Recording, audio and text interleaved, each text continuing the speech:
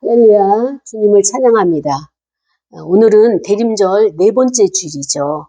이제 돌아오는 목요일 성탄 감사 예배로 우리가 이제 감사 축하 예배로 나가게 될 텐데요.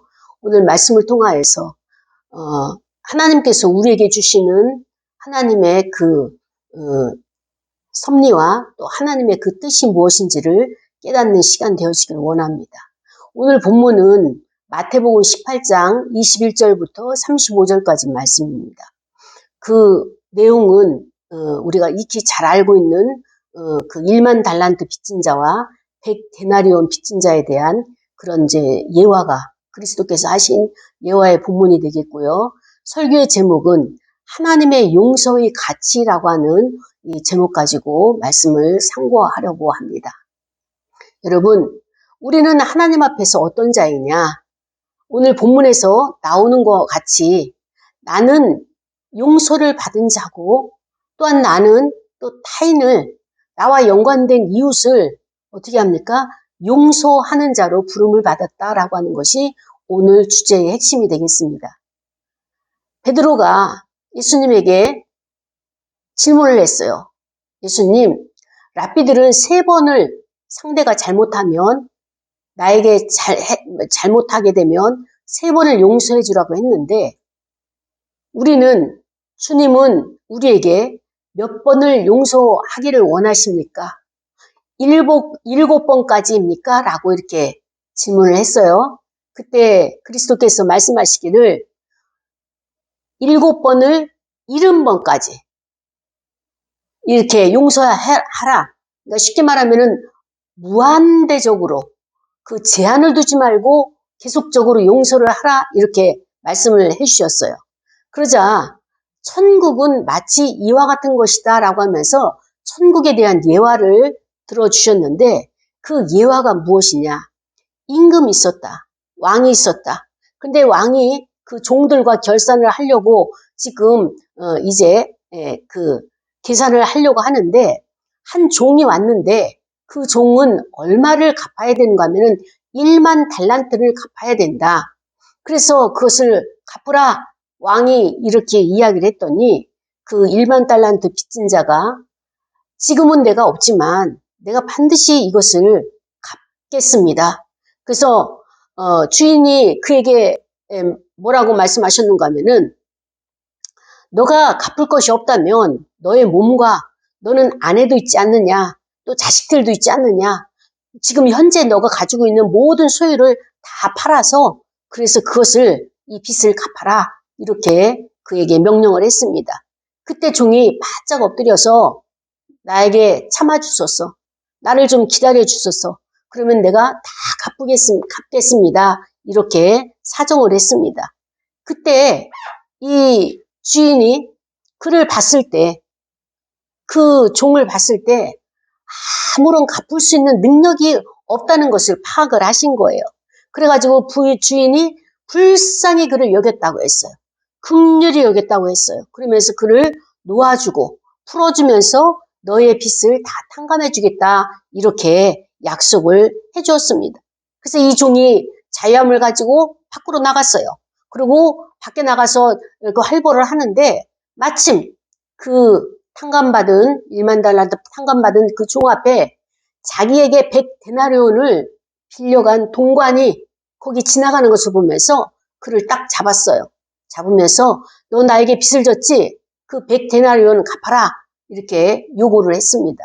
그때 100데나리온 빚진 자가 참아주소서 기다려주소서 준비가 되면 반드시 갚겠습니다. 조금만 기다려달라고 그렇게 요청을 했어요. 그러나 1만 달란트 탕감을 받은 이자는 그 100데나리온 빚진 자에게 기회를 주지 않고 참아주지 않고 그 멱살을 딱 잡고 반드시 이가 갚을 수 있는 능력이 안 된다는 것을 알았기 때문에 그 옥졸들에게 가지고 간 거예요. 그래서 그를 감옥에 그를 이제 넘기게 되는 이런 사실을 주변에 있는 동관들이 보게 된 것입니다. 근데 어찌된 일인지 그 주변에 있는 동관들이 이것을 용납하지 못하고 용서하지 못하고 격분을 일으켜가지고 왕에게 임금에게 갔어요. 그러면서 당신이 방금 전에 1만 달란트를 탕감해준 그 자가 자기 동관 100데나리온 빚진 자에게 멱살을 잡아가지고 감옥에다가 그를 쳐넣었습니다. 옥졸들에게 그를 감옥에 가두도록 그렇게 행했습니다. 라고 하는 것을 보고를 하였어요. 이 이야기를 듣고 나서 그 왕이, 그 주인이 그 1만 달란트를 탕감받은 자를 다시 소환을 했습니다. 그러면서 그에게 호칭하기를 이 악한 종아, 더 이상 그에게 자비는 없는 거예요. 임금이, 왕이 그에게 자비를 베풀고 긍휼을 베풀고 그의 모든 갚을 수 없는 그 금액의 사채를, 채권을 탕감해줬는데, 갚지 않도록 그렇게 허용을 해줬는데, 너는 나가서 100데나리온 그 작은 금액의 빚진 자를 용서하지 못하고 탕감해주지 못하고 너는 그대로 너의 것을 진행하고 있는 그 악함에 있어서 내가 결단코 너를 내버려두지 않겠다라고 하여서 1만 달란트 빚진 자는 다시 1만 달란트에다가 또 어떻습니까? 감옥에까지 들어가는 이러한 형국이 되고 말았던 것입니다. 이러한 예화를 그리스도께서 제자들에게 알려주신 거예요. 천국은 마치 이와 같다. 하나님께서 우리의 죄를 용서해 주시고 우리의 죄를 탕감해 주시기 위해서 인간의 방법과 인간의 노력으로는 아무것도 할 수가 없기 때문에 하나님의 방법으로, 하나님의 역사로, 하나님의 능력으로 우리의 죄를, 우리의 대가를 다 지불하시고 그것을 해결해 주셨는데 죄사함 받은 우리, 죄사함을 받았는지 알지도 못하고 자기는 다른 사람의 혐의와 다른 사람에 대한 잘못한 허물에 있어서 용서치 못하고 그를 감옥에다가 가두는 이런 일을 너희가 그대로 하고 있다라고 하는 이런 예화를 이렇게 설명을 해주시면서 예수 그리스도의 교훈이 무엇이냐? 너희가 용서를 한다는 것은 마음속의 중심으로부터 용서가 나와야지 용서가 되는 것이지 입으로만 말로만 그 용서를 한다고 그 사람을 잠시 위로하고 그 사람에게 감언이설을 한다고 해서 그것이 용서가 되는 것이 아니다 라고 말씀을 해주셨습니다. 그렇습니다. 우리는 용서를 한다는 것은 나에게 혐의가 있고 나를 힘들게 하고 나를 슬프게 한 그 사람을 용서한다는 것은 어떤 것입니까? 나의 중심을 통과해야 되는 거예요. 저도 이 말씀을 준비하면서 마음이 힘들었어요. 힘든 이유를 보니까 첫 번째는 하나님 아버지께 제가 원망을 하고 있는 나 자신을 발견을 했습니다. 그 원망은 어떤 것입니까? 지금 현재의 환경들, 이 환경들이 내가 원하는 환경이 아니죠. 현실은 힘들고 어렵고 하나님의 맡겨준 사명을 감당하는 데 있어서는 모든 것을 다 헌신하면서 맡겨드려야 되잖아요. 그분의 뜻대로 행하시도록. 그런데 우리는 계획이라는 것을 짜고 또 우리는 하나님의 비전이라고 이렇게 타이틀을 가지면서 자기의 욕망을 가지고 있어요. 마음 중심 가운데 하나님의 뜻대로 하옵소서, 주님의 뜻을 따르겠습니다. 그렇게 기도를 하고 찬양을 하지만 그러나 우리 마음 가운데서는 해결되지 않는 이 결핍으로 인해 가지고 하나님 교회도 부흥하게 해주시고 나의 모든 환경도 상승하게 하시고 나의 재정적인 것도 충분하게 채워주셔서 삶에 있어서 일상에 있어서 부족함이 없는 이런 일상을 허락하옵소서. 이것이 우리의 욕망 아닙니까? 우리의 요구 아닙니까? 그런데 현실은 어떻습니까? 하나님께서 우리에게 주시는 것은 항상 필요한 것만 주시는 거예요. 일용할 양식을 주시는 거예요. 우리는 그보다 더 풍성한 것, 더 많은 것을 요구하고 있지만 이런 측면에서 하나님이 내가 요구하는 원하는 그 원투에 대해서 충분하게 베풀지 않으셨다라고 하는 하나님에 대한 인색함이 떠오르면서 제가 하나님에 대해서 원망을 하고 있는 것을 보게 되었습니다. 저는 이 문제를 보면서 예전 같으면 여기에서 끝나겠지만 나 자신을 반추를 해보았어요. 원망이라고 하는 것은 왜 원망이 나오느냐? 그 하위 감정을 들여다보게 되면 내가 원하는 것이 채워지지 않았잖아요. 내 안에 결핍이 드러나서 자꾸 다고다고 하면서 무엇인가 끌어들여야 되고 무엇인가 이것을 채우려고 하는 그런 감정들이란 말이죠. 그런데 그것을 예전서부터 쭉 분석을 하다 보면은 결국에는 그 문제는 타인의 문제가 아니라 하나님의 행하실 문제가 아니라 내가 해야 될 일이고 내가 그것을 하지 아니함으로 투사를 해서 하나님을 원망하고 가족들을 원망하고 이웃을 원망하는 이런 결과들을 종종 보았던 것입니다. 그래서 이번에는 이제 또다시 그 문제를 분석을 하면서 내가 여기에 속임수에 넘어가지 않으리라 하면서 하나님을 원망하고 섭섭함을 가지고 있다는 것은 내가 하나님을 위해서 충성하지 않는 어떤 것이 있을 것이며 그 다음에 내가 하나님이 일하는 것이 아니라 맡겨주신 그것을 내가 행해야 될 일이므로 내가 행치 아니하고 일하지 아니하고 그래서 거기에 대해서 만족이 없기 때문에 원망이 나오는 그 분야가 무엇일까라고 나 자신에게 질문을 해보았습니다. 그랬더니 사역에 대해서 나는 열심히 한다고 했지만 그 열심이 하나님의 마음에 합당하도록 충분한 헌신이 되어지지 않았구나라고 하는 그런 아쉬움을 발견하게 되었습니다. 그리고 제 주변에 있는 형제들과 아니면 그 이웃들이 저에게 그 섭섭함과 그 다음에 또 이렇게 마음에 상처된 말들과 이런 것들을 이렇게 던지고 또 이렇게 나에게 공격했던 이런 것들을 돌아보면서 그 문제는 내가 하나님의 나를 그런 감정들을 불러 일으켜가지고 예전에 트라우마라고 가지고 있거나 아니면 성장 과정에서의 결핍 과정으로 가지고 있던 것들을 하나님이 이 감정이 너의 안에 있다라고 하는 것을 알려주시기 위해서 이런 과정을 하나님께서 허락하셨구나라고 하는 것으로 종결이 되면서 제 마음이 평안해졌습니다. 이것이 되어지기까지 이렇게 종결 마무리 짓기까지 많이 힘들었어요. 괴로웠어요. 그리고 나도 똑같이 갚아줘야 되겠다. 안갚음을 해야 되겠다. 그리고 나도 나 몰라라 해야 되겠다. 무책임한 자가 되어야 되겠다. 복수를 해주고 싶다. 이런 생각들, 감정들이 올라왔지만 결국에는 성령의 인도하심으로 그것은 그들의 문제가 아니라 하나님의 거울과 같이 그들을 사용하시되 내 안에 감정의 문제고 내 안에 사고의 문제라는 것을 깨달을 수 있는 시간을 갖게 해주셨습니다. 그렇습니다.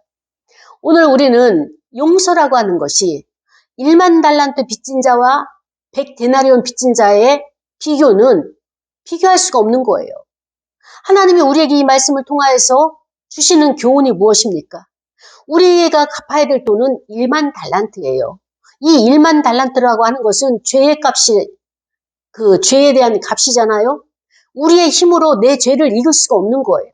하나님의 말씀에 불순종한 것들, 하나님의 말씀에 따르지 아니한 것들, 그러므로 말미암아서 하나님의 그 권력과 하나님의 그 모든 권한에 있어서 나로 하여금 타격을 입힌 이 모든 것들에 있어서 내가 감당할 수 없는 분야고 그 다음에 또 내가 그것을 책임질 수 있는 범위를 넘어선 것이에요.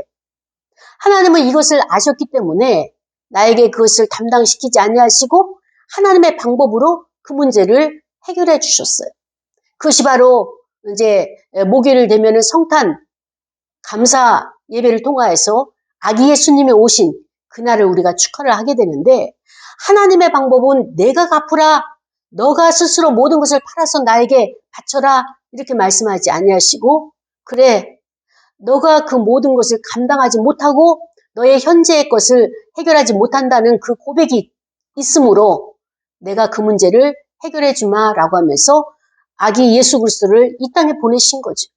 그리고 그에게 그 무거운 짐을 그 무거운 멍에를 담당시키시는 것이 하나님의 해결 방법이셨던 것입니다. 우리는 그래서 아기 예수가 이 땅에 오시기를 기대하고 있어요. 고대하고 있어요. 왜? 나의 힘으로는 나의 죄의 멍에를 감당할 수 없기 때문에 그분이 담당해 주시겠다고 약속하셨고 예수 그리스도께서 이 땅에 오시도록 하나님께서 많은 시간들을 고심하시고 준비하셔서 이 땅에 보내신 그 약속을 믿는 거예요. 그래서 그분이 나의 죄를 용서해 주시고, 그렇다면 나도 이 큰 1만 달란트 탕감받은 자로서 또 나에게 작은 소소한 일상에서의 이웃들과의 허물과 또 이렇게 모든 공격들과 이런 것들을 용서해주는 그런 삶으로 살아가기로 하나님께서 우리에게 원하셨기 때문에 오늘 본문을 통하여서 저와 여러분에게 이 말씀을 주신 것을 믿고 받아들이고 있는 것입니다. 그렇습니다. 하나님의 무조건적인 용서가 있음에도 불구하고 이것을 받아들이지 못한 자가 있죠. 1만 달란트 받은 자. 그는 왕 앞에서 속죄를 받았어요. 그 주인이 탕감을 해줬어요. 더 이상 너는 나의 종이 아니다. 자유롭게 가라. 라고 하면서 그를 보냈죠. 그런데 그는 내가 용서를 받았고 내가 탕감을 받았다라고 하는 자기 자신을 인정하지 못했던 거예요. 왜 인정하지 못했습니까? 자기의 죄가 얼마나 큰지, 얼마나 무거운지 여기에 대해서 알지 못했기 때문에, 자기 자신을 알지 못했기 때문에 주인이 나를 용서해 준 것이 얼마나 큰 행운이고 얼마나 큰 축복인지 여기에 대해서 감이 없었던 거예요. 그래서 자기 자신의 공로로 수고로 애씀으로 그 빚을 갚으려고 했는데, 여러분 보세요. 이 자가 가지고 있는 것은 없어요. 가족하고 어떻습니까? 자기 몸밖에 없는데 그것 가지고 갚을 수 있을까요? 없어요. 그 앞에서 용서라고 하는 것은, 갚는다고 하는 것은 채권자 앞에 자기가 채무자로서 갚는다고 하는 것은 현실에서 갚아지는 거예요. 지금 여기에서 갚는 것이란 말이죠. 그런데 이자는 지금 여기에서 갚을 수 없는 것을 나중에 후에 반드시 갚겠습니다라고 호언장담을 하는데 이자가 갚을 능력이 있을까요? 없는 자예요. 없는 자인데 말로만 갚는다고 하는 거예요. 너무나 무책임하고 정말로 이게 그 악한 자로서의 표상으로 나타날 수 있는 모든 것을 다 이자가 지금 하고 있는 것을 보면서 그렇습니다. 죄를 고백하기만 하면 용서해 주시니까 하나님 앞에 나가서 자백하고, 하나님 내가 이런 죄를 범했습니다. 나의 무거운 죄를 십자가 앞에 내려놓습니다. 그리스도에게 전가시킵니다. 그리스도께서 나의 죄를 용서해 주시고 나를 자유케 하소서, 나를 새롭게 하소서, 물과 성령으로 거듭나게 하소서. 우리가 날마다 하나님 앞에 나와서 이렇게 토설을 하잖아요. 이렇게 고백을 하잖아요. 이런 자백을 통해 가지고 하나님이 우리의 죄를 쉽게 용서해 주시고 가볍고 쉽고 가벼운 멍에를 우리에게 들려주시니까 어떻습니까? 당연한 것으로 알고 있는 거예요. 그리고 이 사제는 어떻습니까? 계속적으로 아무 때나 하나님 앞에 나와서 이렇게 고백만 하면 되는 줄 알고 그는 죄가 중하다는 것을 알기를 싫어했고, 그 다음에 또 이렇게 절대적으로 왕의 사명권이 없이는 해결이 안 된다는 이 자체를 그는 심사숙고한 그 문제를 진중하게 고심한 적이 없는 그런 사람이었던 것을 보게 되는 것입니다. 우리의 공로로 구원받을 수 없다는 것을 안다면 왕이 1만 달란트를 이걸 탕감해 준 것이 얼마나 큰 용서고 얼마나 큰 결단인가를 그가 알았을 것입니다. 그러나 그는 그 모든 것을 알지 못하고 왕이 해준 것을 너무 쉽게 너무 가볍게 그렇게 그것을 받아들이고 말미암아서 그 좋은 기회를 잃어버리고 만 그런 악한 종이 되고 말았습니다. 처음에는 어떻습니까? 1만 달란트를 용서를 받았어요. 그러나 그 동관들에 의해서 다시 그를 신고가 들어왔고 그 다음에 또 다시 소환됐을 때는 그의 죄의 무게는 더 커진 거예요. 일단 1만 달러드 탕감받은 것이 다시 원상복귀됐어요. 그는 1만 달러드 빚진 자가 다시 되었어요. 그리고 그는 감옥에 들어갔어요. 그러니까 그에게 있어서의 죄라고 하는 것은 이제 형벌이 되고 말았던 것을 볼 수가 있는 것입니다. 사랑하는 여러분, 우리는 하나님 앞에 죄인이에요. 그런데 그 죄를 금액으로, 돈으로 환수를 하게 되면 1만 달란트, 갚을 수 없는 무게다, 갚을 수 없는 금액이다, 이렇게 말을 하게 되는데, 이 사실을 안다면 그는 내가 용서받고 내가 탕감을 받았으니까 나에게 어려움을 가지고 오고 나를 힘들게 하고 나에게 돈을 빌려간 그를 내가 자비를 베풀어야 돼요. 나도 용서받았기 때문에 나도 너에게 은혜를 베풀고 용서를 너에게 전가시킨다 라고 하면서 그를 자유롭게 풀어놓아야 되는데, 이것을 행하지 않았기 때문에 해야 될 것을 하지 않은 그 1만 달란트 빚진 자에게 임금은, 왕은 무자비한 자라고 그를 호칭을 하고 말았습니다. 그렇습니다. 우리는 은혜를 받았어요. 하나님께서 우리의 죄를 용서해 주시고 그 죄를 그리스도에게 전가시키도록 우리에게 허락을 하셨습니다. 그럼에도 불구하고 나의 생활 가운데서 나와 접촉점이 있고 나의 생활 가운데서 부딪힘이 있는 자들이 말할 수 없이 내 안에서 계속적으로 올라오는 거예요. 용서가 안 되는 거예요. 용서하고 싶은데 용서가 안 되는 거예요. 그런데 왜 용서가 안 되느냐? 아까 그 1만 달란트가 그 빚진 자가 그 표상이 되듯이 우리도 이 죄가 내가 짊어지고 있는 죄, 내가 다른 사람들에게 그 공격하고 있는 그런 죄, 허물들, 이것이 얼마나 큰지를 모르고요. 그 다음에 이것을 탕감받았을 때 그 자유함이라는 것이 얼마나 위대한지 이것을 알지 못하기 때문에 탕감받은 그 은혜를 망각하고 살아가는 거예요. 그렇기 때문에 형제를 용서하지 않고 마치 용서를 받았는데도 용서하지 않고 용서받지 못한 자처럼 살아가고 있는 것을 보게 되는 것입니다. 누가복음 15장에 보면은 누가 나오느냐? 탕자가 나와요. 이 탕자는 아버지 집에서 아버지와 함께 농사를 짓고 그 식솔들과 함께 재밌게 잘 살았습니다. 근데 어느 날 그 마음 가운데 욕망인지 비전인지는 몰라도 내가 이렇게 이 도시에서 우리나라에서 이렇게 사업을 하고 농사를 짓고 기업을 이어갈 자로 이렇게 생활을 하느니 차라리 나는 저 타국에 가서 외국에 가서 큰 사업을 해서 정말 제대로 된 기업가가 되어보고 싶다라고 하는 이 욕망이 그런 원투가 생겼습니다. 그래서 아버지에게 아버지의 재산 절반을 어차피 상속받을 거니까 미리 땡겨 주십시오 라고 요청을 해서 아버지도 오케이 해가지고 그가 타국으로 가게 되죠.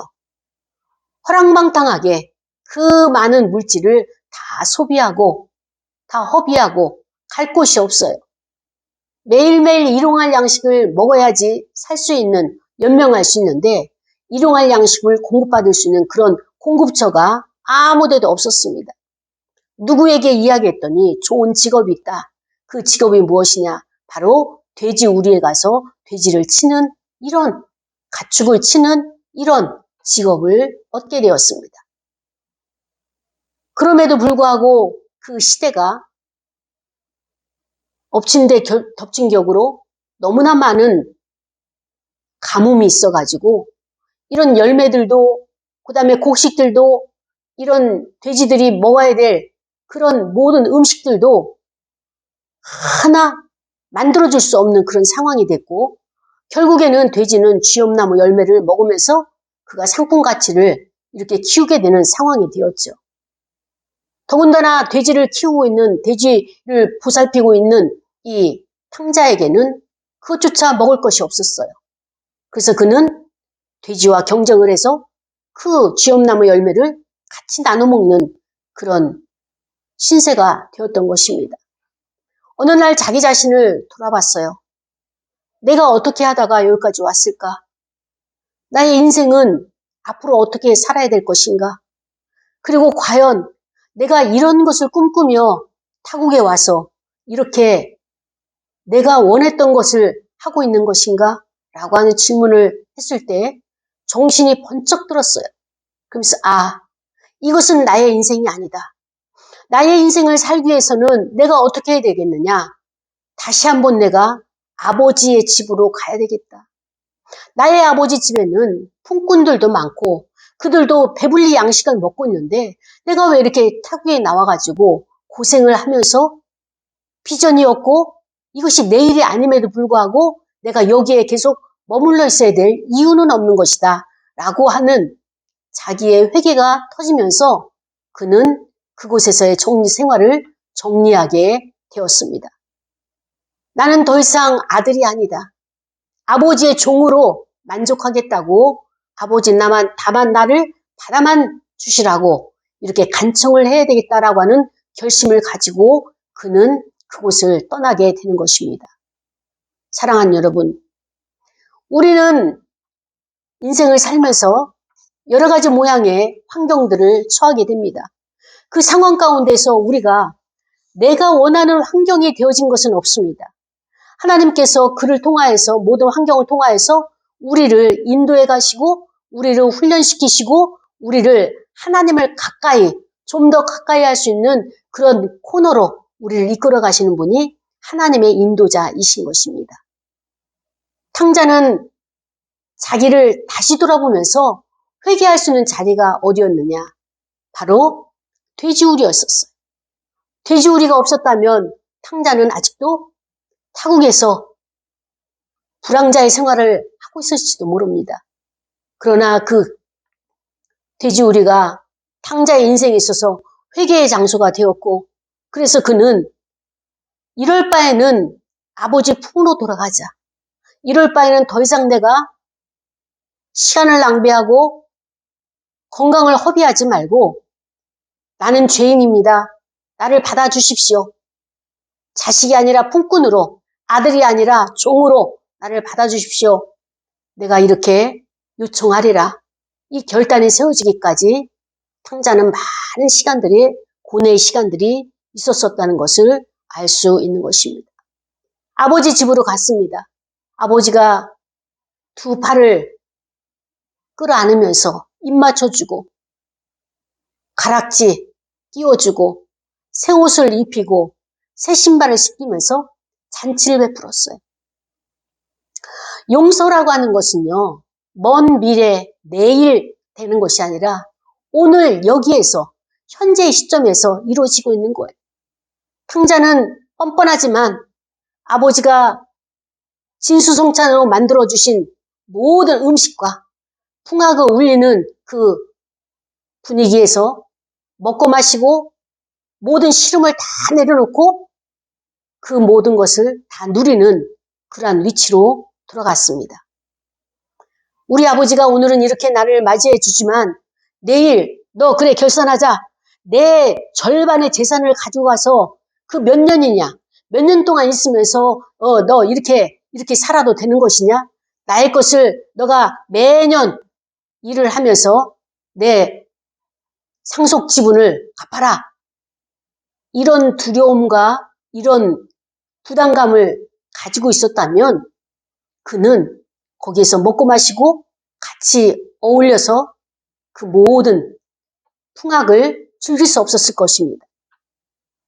탕자는 아버지가 용서해준 아버지가 고개를 어긋맡겨가지고 그를 품어주고 받아준 그 시점에서 완전히 나의 아버지가 나를 용서해 주셨다라고 하는 확신을 가졌던 거예요.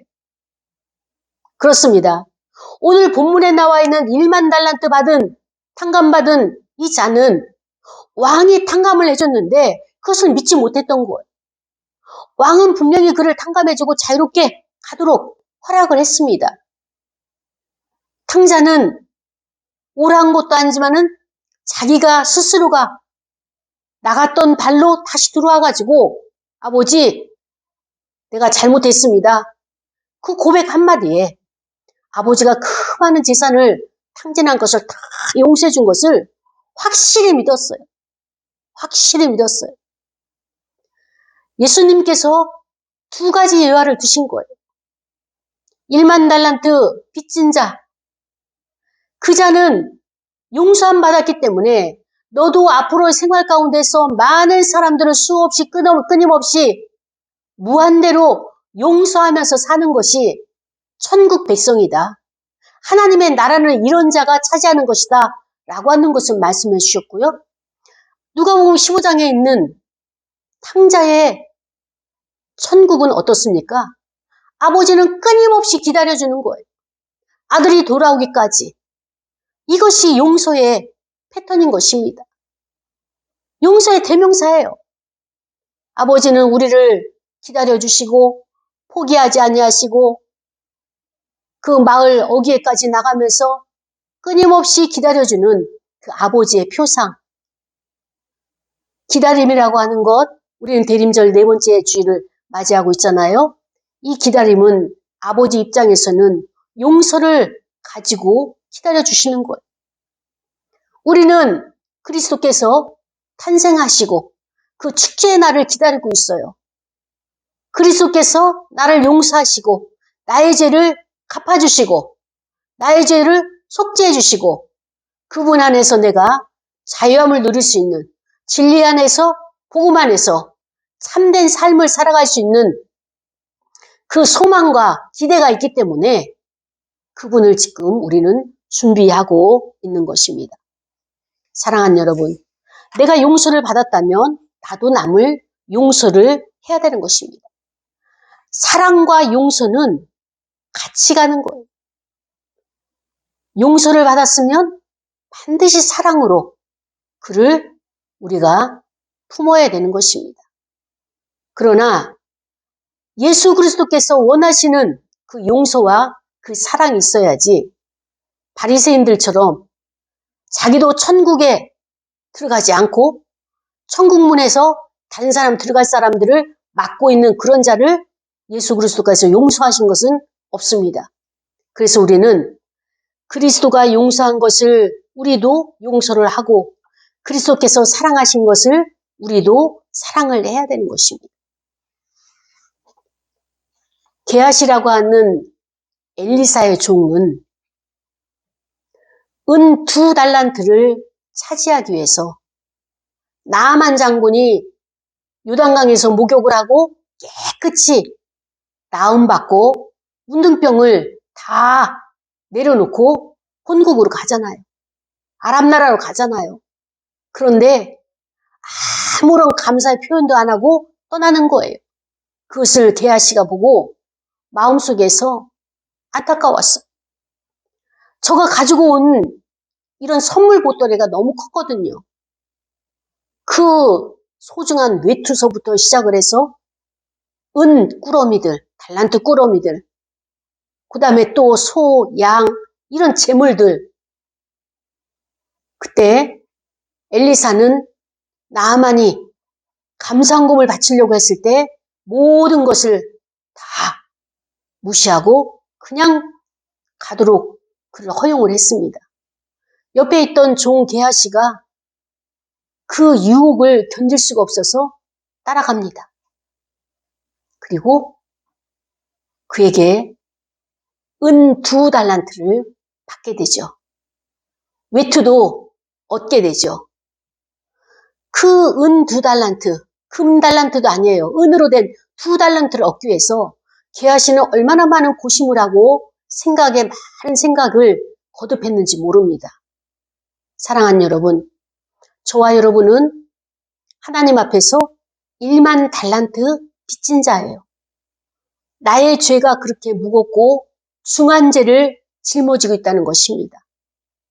게하시는 은 2달란트를 위해서 그렇게 고심을 하고 많은 밤을 지새우면서 계획을 하고 아이디어를 짰는데 저와 여러분이 금 1만 달란트를 빚진 자로서 너무 허접하게 회개한다고 입으로만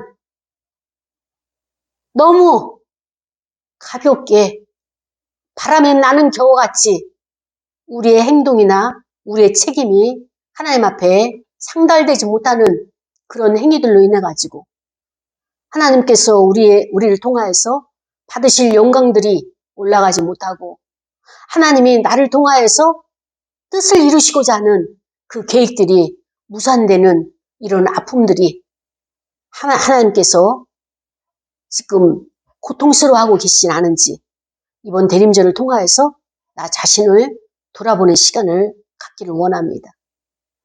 하나님의 용서의 가치는요, 1만 달란트 가지고도 해결이 안 되는 거예요. 그 용서라고 하는 것은 죄악 가운데서 나를 건져내셨고요.